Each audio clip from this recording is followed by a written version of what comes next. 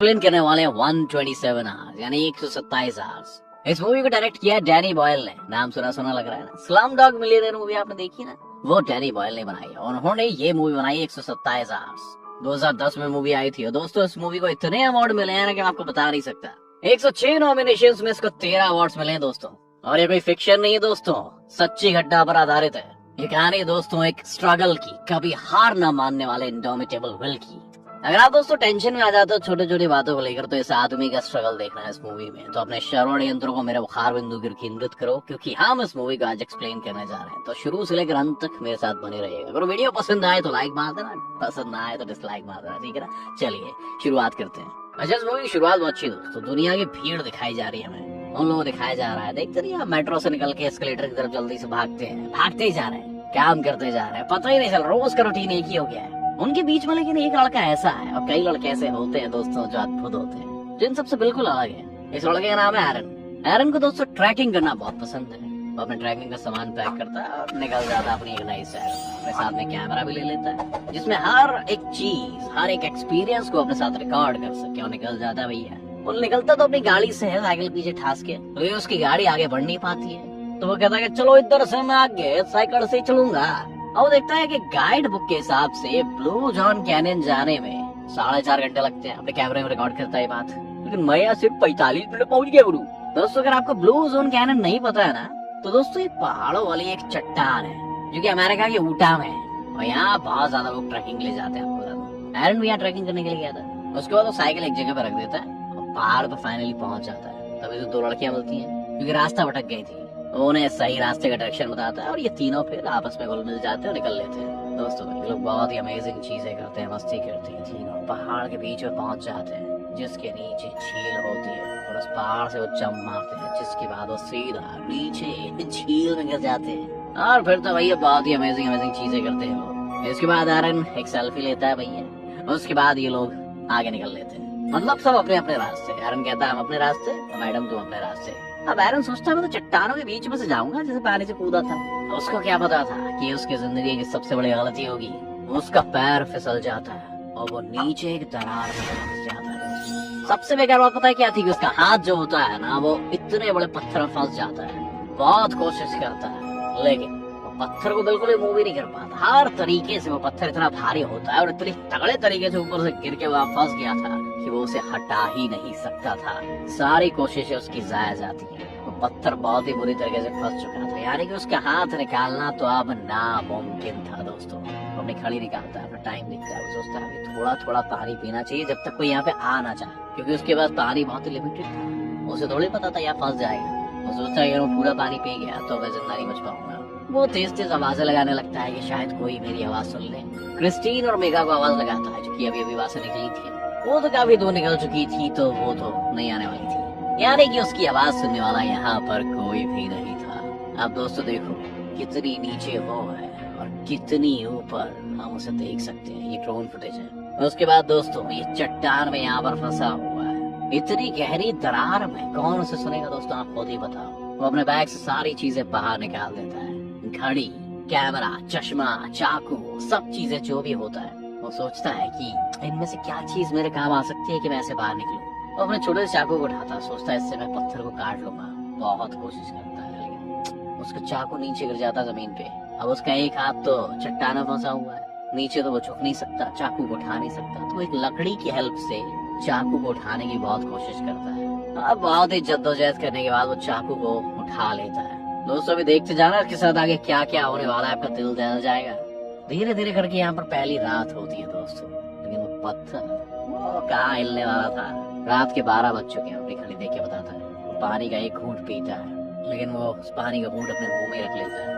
थोड़ी देर उसको फील करता है, क्योंकि कभी कभी ना हमें बहुत ज्यादा तेज प्यास लगती है, मन करता है पूरी बॉटल पानी पी जाए, 2 बॉटल पी जाए। लेकिन ऐसी सिचुएशन में हम नहीं होते हैं ना दोस्तों अक्सर। तो वो पानी को ज्यादा देर तक अपने मुंह में रखता है ताकि उसकी प्यास बुझ जाए और पानी भी ज्यादा खत्म ना हो। अब आप सोच सकते हो कि ऐसे में अपने आप को कंट्रोल करना कितना मुश्किल होता है, लेकिन जब सामने मौत खड़ी हो तो ऐसी चीजों को कंट्रोल करने की हिम्मत रखनी ही पड़ती है। इसके बाद वो क्या करता है, अपनी रस्सी निकालता है और पत्थर में लटकाने की कोशिश करता है, और वो उस पत्थर में उस रस्सी को लटका भी लेता है बहुत ज्यादा जद्दोजहद के बाद, ताकि वो एक झूला बना सके, उस पर थोड़ी देर के लिए आराम कर सके। फाइनली उसकी आंख वहां पे लग जाती है। लेकिन यहाँ पे जैसे वो सोता है उसे एक सपना आता है, फ्लैशबैक में चला जाता है कैसे वो गिरता हुआ नीचे जा रहा था, और वैसे ही उसकी आंख खुल जाती है। आंख खुलते हुए टाइम देखता है तो 12:45 ही हो रहे थे, मतलब सिर्फ 45 मिनट ही वो सो पाया, नींद भी नहीं ले पाया बेचारा।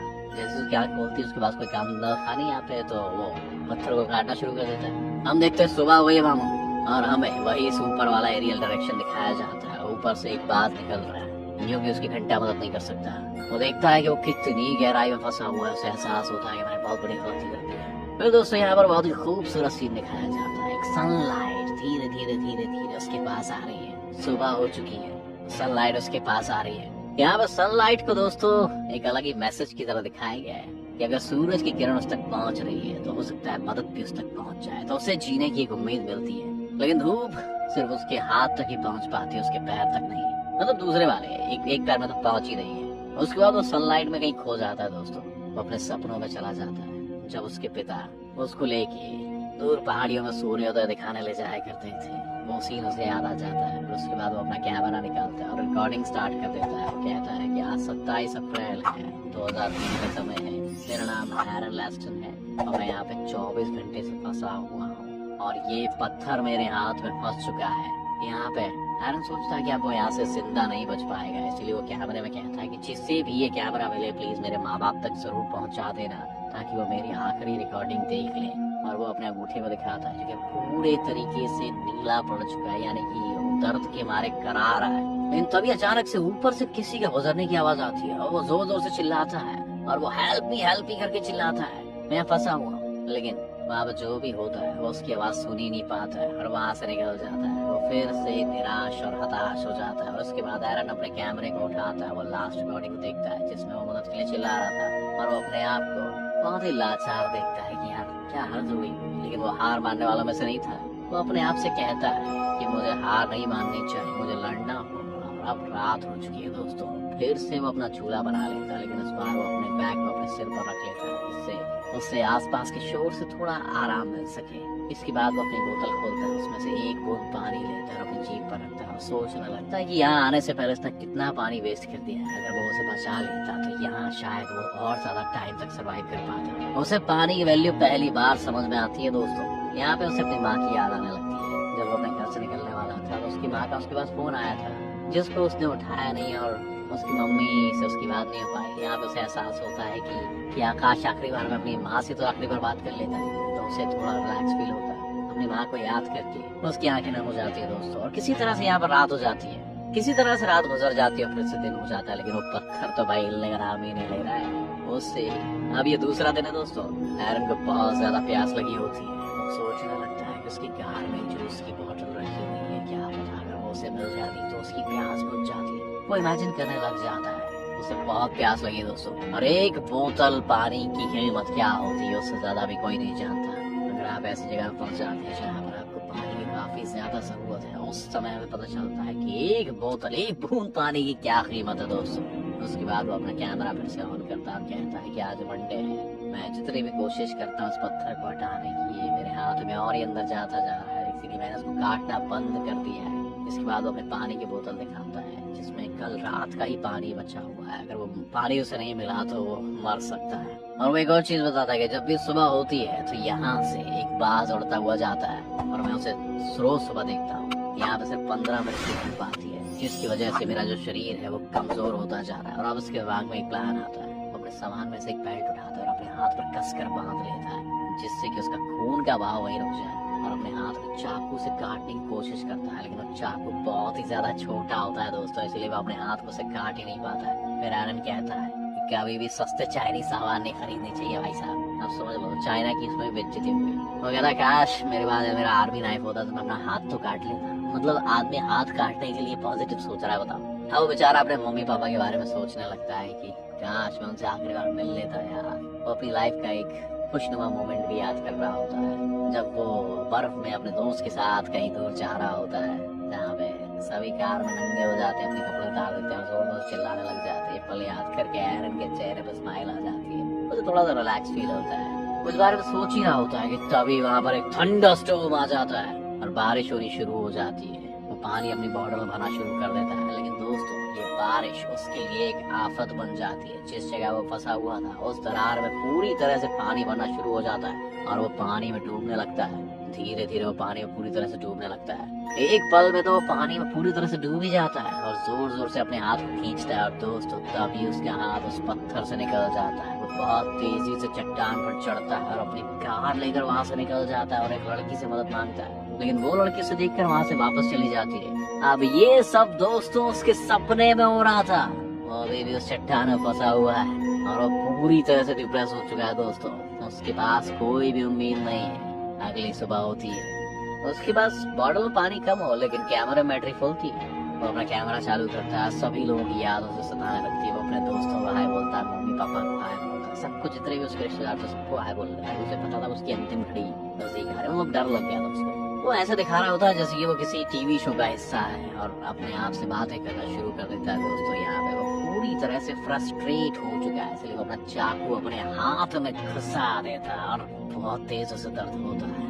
अपनी हड्डियों का एहसास होते हुए देखता है जब चाकू उसकी हड्डियों को छूता है। जब बहुत ही दर्दनाक चीज है दोस्तों। उसके बाद वो अपना कैमरा ऑन करता है। वो लड़कियों की रिकॉर्डिंग देखता है जो थोड़ी देर पहले मिली थी। उनकी रिकॉर्डिंग देख के वो थोड़ा खुश हो जाता है, अपने माइंड को रिलैक्स करता है। उसे वो रिकॉर्डिंग देख के उसके अंदर एनर्जी आ जाती है और यहाँ पर वो फिर से हेलुसिनेशन चालू कर देता है। वो अलग अलग चीजों को अपने पास देखता है, जैसे कि वो पुलिस वाले को देखता है जो उसे बचाने आया है, लेकिन वहाँ पर कोई होता नहीं है, सिर्फ उसका भ्रम है। अपने सामने वो एक सोफे को देखता है जहाँ पर उसकी पूरी फैमिली बैठी हुई है, उसे देख रही है। आज उसकी बहन की शादी है। वो अपनी बहन और पूरी शादी में आए हुए लोगों को बोलता है मैं तुमको बहुत मिस कर रहा हूँ, काश मैं भी वहाँ पे होता। और जोर जोर से वो उस पत्थर को मारने लगता है जैसे वो अपने होश में आता है। मुझे नफरत है उस पत्थर से, मेरी जिंदगी बर्बाद कर दी इसने, यहाँ फंसा के रख दिया है। यहाँ पे हमें देख सकते हैं दोस्तों की कितना फ्रस्ट्रेट हो चुका है। आप उसकी जगह होते तो आप क्या करते? शायद हम भी यही करते, लेकिन पेशेंस हर किसी के बस की बात नहीं है। हमें अपने बारे में कुछ पता नहीं होता दोस्तों जब तक हम उस सिचुएशन में अपने आप को ढाल कर नहीं देखते। वो सोचता है कि ये पत्थर लाखों करोड़ों साल से मेरा इंतजार कर रहा था कि एक दिन मैं इसके शिकंजे में फंसूंगा। इसके बाद वो होता है दोस्तों जो हमें हैरान कर देगा। वो एक प्लान बनाता है। वो अपने हाथ को जोर जोर से घुमाता है जिससे उसकी हड्डियां टूट जाती है। बहुत दर्द होता है। उसके पास कोई और रास्ता तो होता ही नहीं है। अगले पल वो अपनी कलाई की हड्डी तोड़ देता है वो, जिससे बहुत असहनीय दर्द होता है दोस्तों। आपने कलाई नहीं तोड़ सकते हो, मैं तो सोच भी नहीं सकता। उसकी हड्डियां टूट चुकी है जिससे कि बहुत ही खुश हो जाता है वो, जिया कि मैंने अपनी हड्डियां तोड़ ली, अब मैं यहाँ से निकल सकता हूँ। वो अपने हाथ से चाकू निकालकर अपने हाथ को काटना शुरू कर देता है। दोस्तों ये बहुत ही ज्यादा दर्दनाक सीन है। यहाँ पर काफी दर्द होता है लेकिन वो अपने दर्द को अपने काबू में करता है और अपने हाथ को काटना शुरू कर देता है। उससे बहुत खून निकलता है और एक पल ऐसा आता है कि उसका हाथ उसकी शरीर से अलग हो जाता है। हम पूरी तरह सोच में पड़ जाते हैं कि अचानक से क्या हुआ, लेकिन हम लोग कैमरा निकालते हैं, अपने आखिरी बार अपने हाथ की एक फोटो खींचता है कटे हुए हाथ की दोस्तों। फिर वो रस्सी से चढ़कर ऊपर चला जाता है और इतने दिनों बाद वो धूप को देखता है, खुली हवा को देखता है, जिससे कि उसे बहुत ही ज्यादा सुकून मिलता है। अब एरन को इतनी प्यास लगी होती है कि पास के गंदे तालाब से पानी पीने लग जाता है और वहां से आगे निकल जाता है। और तभी दोस्तों उसे एक परिवार दिखता है। वो जोर जोर से चिल्लाता है मेरी मदद करो। और वो फैमिली उसकी बात सुन लेती है, उसके पास आते उसको पानी पिलाते और एरन से कहता है कि आज सुबह मैंने अपना हाथ काट दिया, मैं चट्टान में फंस गया था। वो आदमी एरन से कहता है कि तुम्हें आराम करना चाहिए, लेकिन एरन कहता है कि नहीं मैं रुक नहीं सकता, मुझे जाना होगा, मुझे आगे जाना होगा। उनका एक साथी आगे जाता है और मदद मांगता है। अगले पल ही हम देखते हैं कि हेलीकॉप्टर यहाँ पर आ जाता है एरन को बचाने के लिए और यहाँ पर दोस्तों एरन की जान बच जाती है। दोस्तों ये एक सच्ची घटना पर आधारित कहानी है, मैंने आपको बताया ना। इस पर एक बुक भी लिखी जा चुकी है। एरन नाम का आदमी जिसने अपना हाथ काट के वहाँ से 127 घंटे बाद वहाँ से निकला। और उसके बाद दोस्तों हमें मूवी के अंत में एरन और उसकी वाइफ की एक फोटो भी दिखाई जाती है और ये कहानी देखकर आपको समझ में आ जाएगा कि जिंदगी में कभी भी हार नहीं मानना चाहिए, चाहे हालात कैसे भी हो, जिंदगी कितनी भी बेरहम हो, पीछे नहीं हटना चाहिए। ये स्ट्रगल की कहानी, संघर्ष की कहानी दोस्तों आपको कैसी लगी हमें एक बार कमेंट करके जरूर बताएं। और एक चीज और बताओ दोस्तों, इस मूवी का जो म्यूजिक है ना वो AR रहमान ने दिया है। चलिए दोस्तों आपने आखिरी तक इस मूवी का एक्सप्लेनेशन देखा, आपने श्रवण यंत्र को मेरे मुखार बिंदु की ओर केंद्रित रखा, इसके लिए आपका बहुत बहुत शुक्रिया। वीडियो पसंद आया तो इसे एक बार लाइक कर दे और चैनल को सब्सक्राइब कर, नहीं पसंद आया तो इसे डिसलाइक कर दे। चलिए मिलते हैं कल एक और मूवी के साथ। धन्यवाद।